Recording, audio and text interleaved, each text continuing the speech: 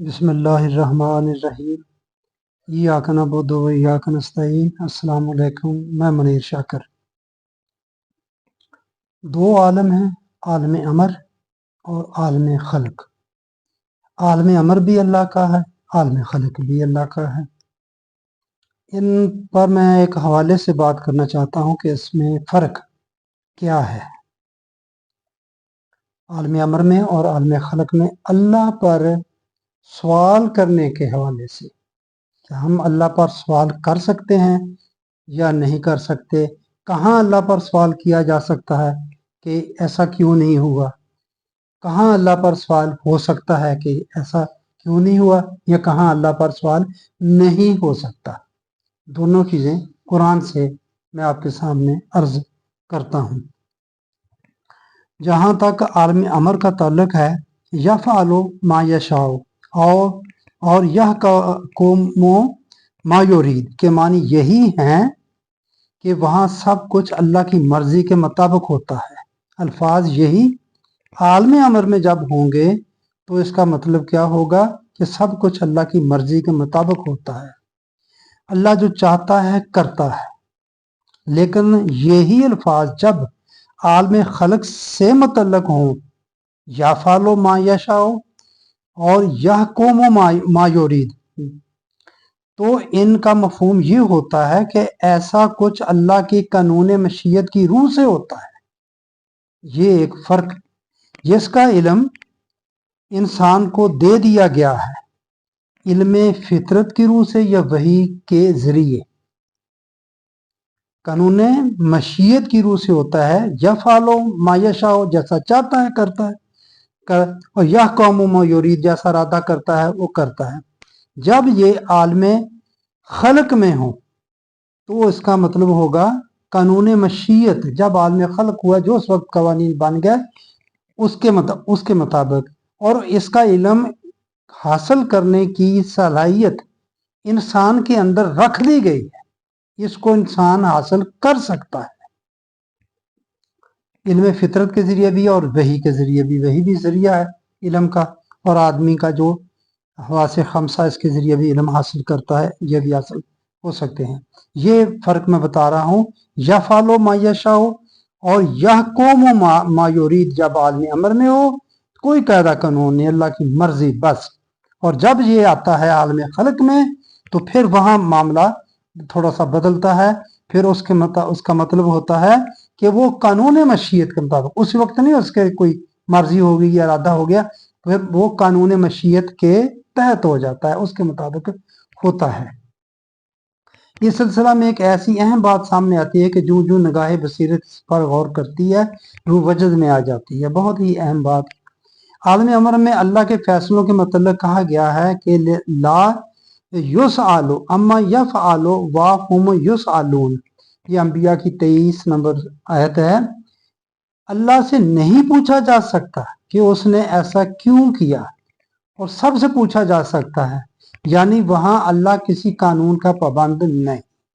ये फ़र्क मैं बता रहा हूँ। ये आलम अमर में है कि उससे कोई सवाल नहीं किया जा सकता कि तूने इंसान को इरादा और इख्तियार क्यों दिया, इसको अकल क्यों दी, इसका हिसाब किताब क्यों रखा, और पानी नशेब की तरफ क्यों आता है।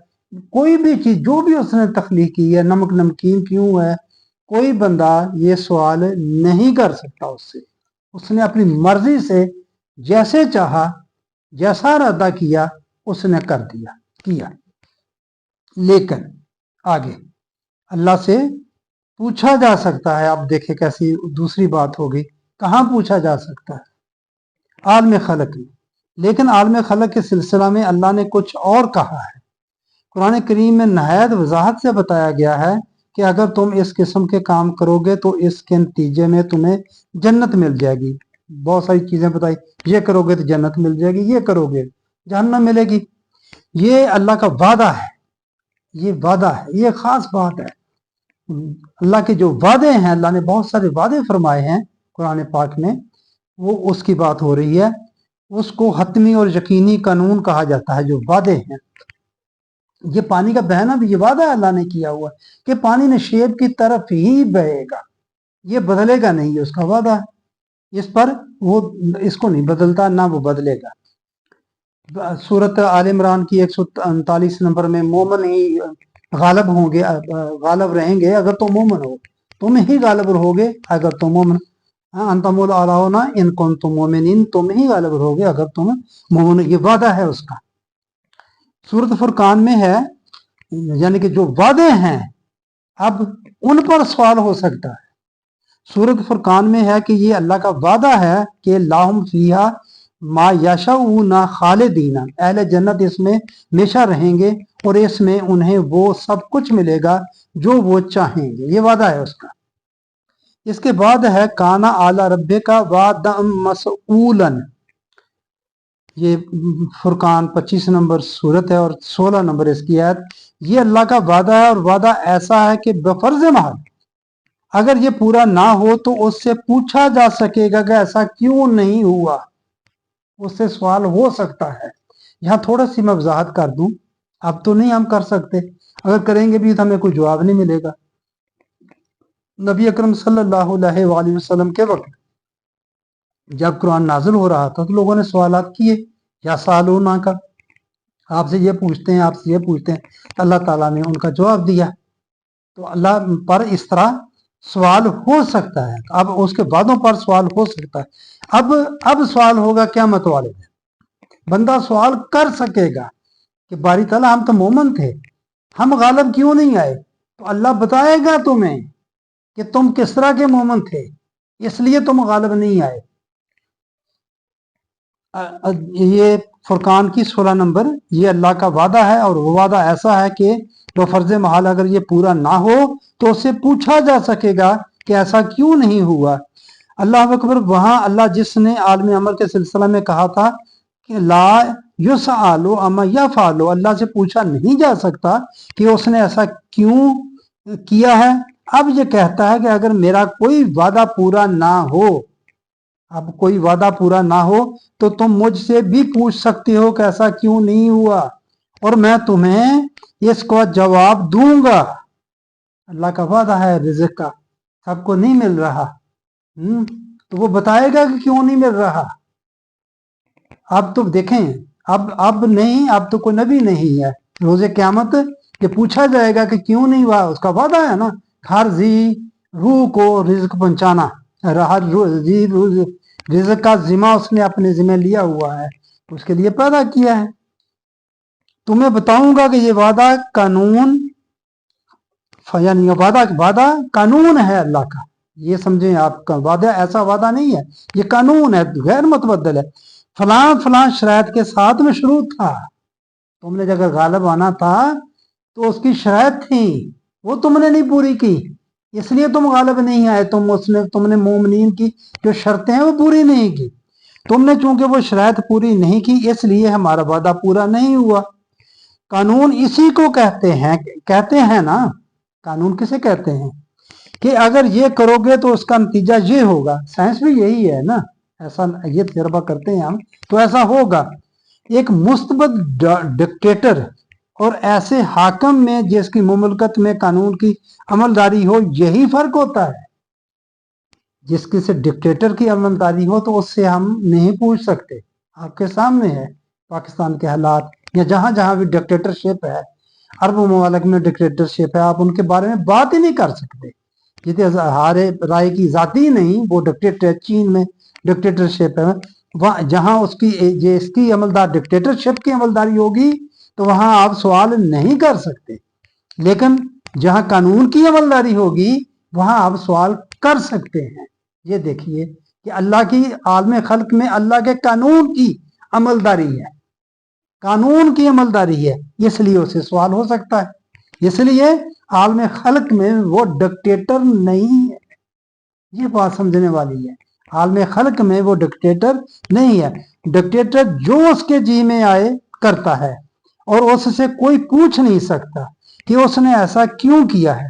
कानून की अमलदारी में हर बात का फैसला कानून के मुताबिक होता है और हर फैसला के मतलब पूछा जा सकता है कि ऐसा क्यों किया गया।